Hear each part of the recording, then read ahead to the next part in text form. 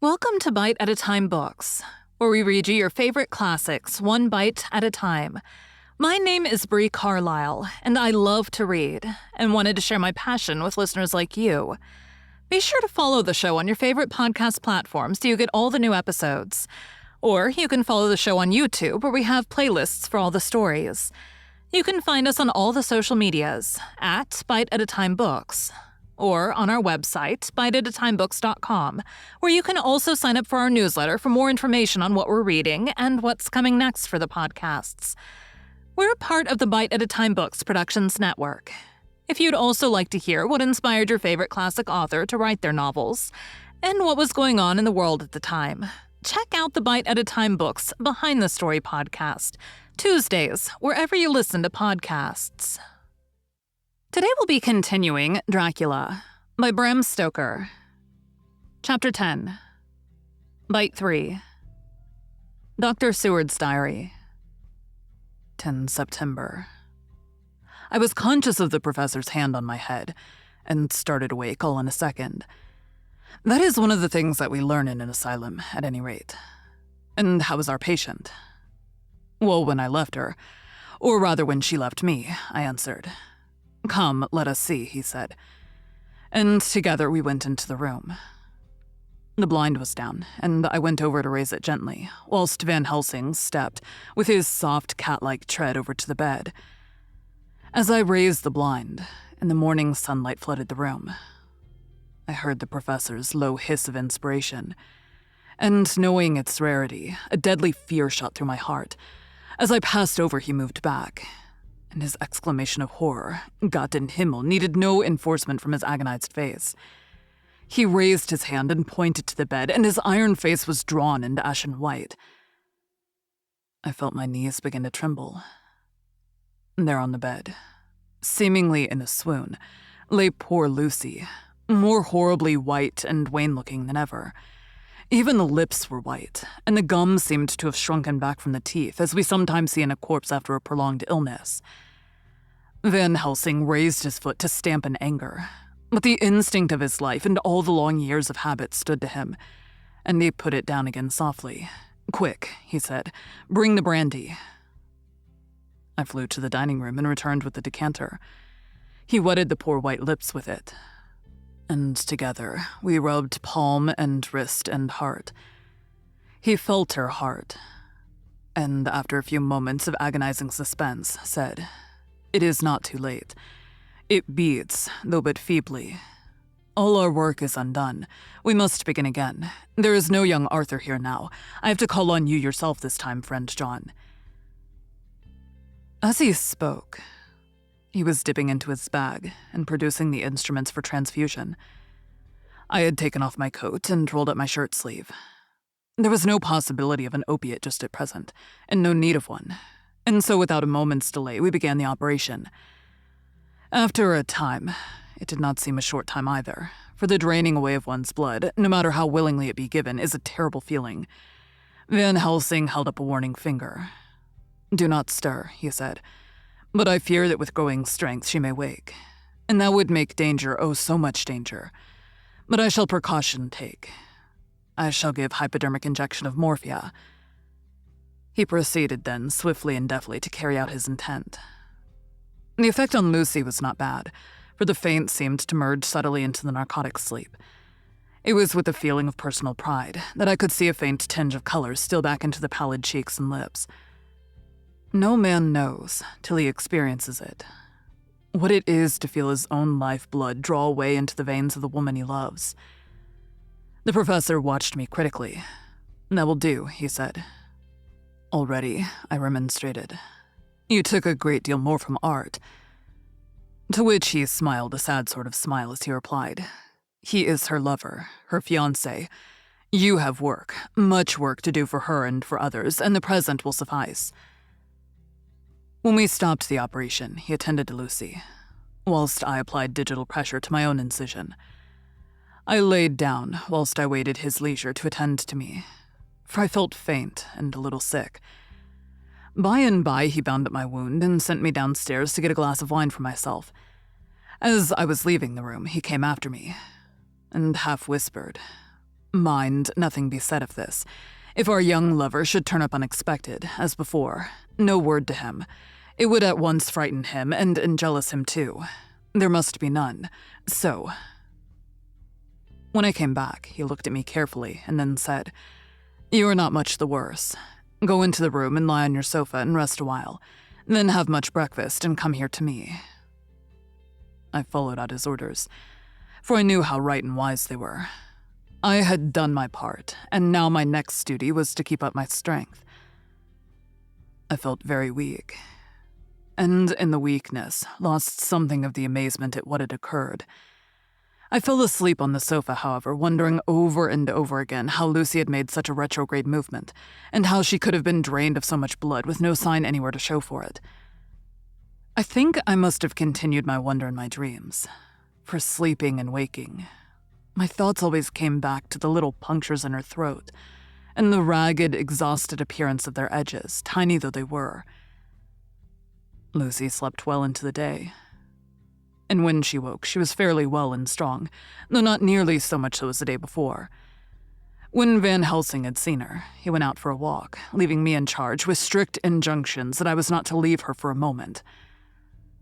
I could hear his voice in the hall, asking the way to the nearest telegraph office. Lucy chatted with me freely, and seemed quite unconscious that anything had happened. I tried to keep her amused and interested.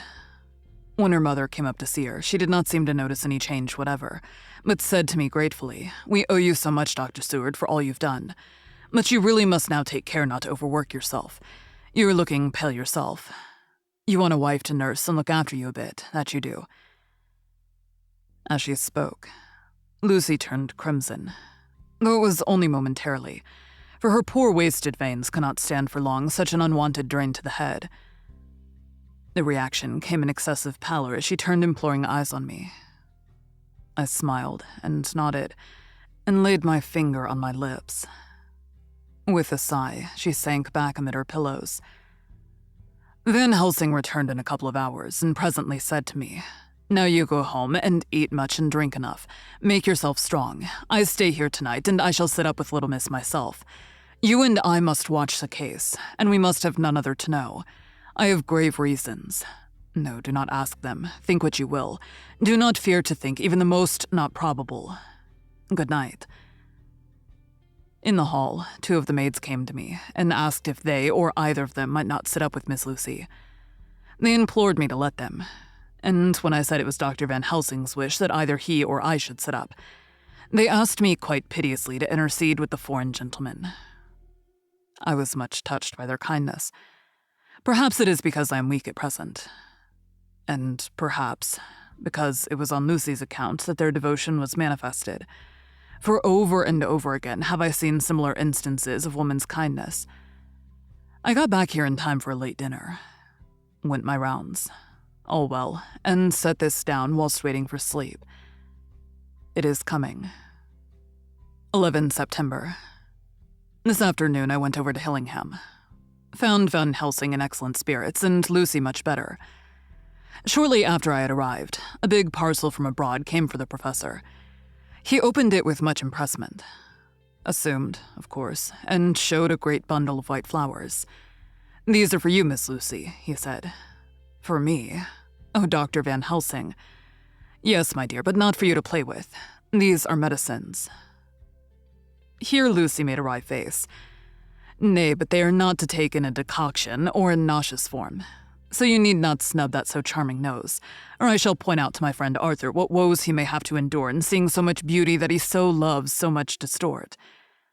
Aha, my pretty miss. That brings the so nice nose all straight again. This is medicinal, but you do not know how. I put him in your window. I make pretty wreath and hang him round your neck so that you sleep well. Oh yes, they, like the lotus flower, make your trouble forgotten. It smells so like the waters of Lethe, and of that fountain of youth that the conquistadors sought for in the Floridas, and find him all too late." Whilst he was speaking, Lucy had been examining the flowers and smelling them. Now she threw them down, saying with half laughter and half disgust, "Oh, Professor, I believe you are only putting up a joke on me. Why, these flowers are only common garlic." To my surprise, Van Helsing rose up and said with all his sternness, his iron jaw set and his bushy eyebrows meeting, "No trifling with me, I never jest. There is grim purpose in all I do, and I warn you that you do not thwart me. Take care for the sake of others, if not for your own." Then, seeing poor Lucy scared, as she might well be, he went on more gently, "Oh, little miss, my dear, do not fear me. I only do for your good, but there is much virtue to you in those common flowers. See, I place them myself in your room. I make myself the wreath that you are to wear.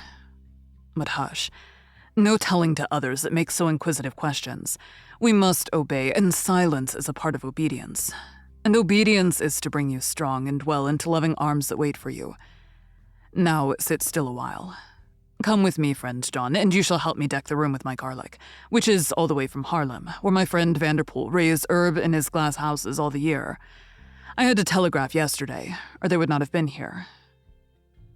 We went into the room, taking the flowers with us.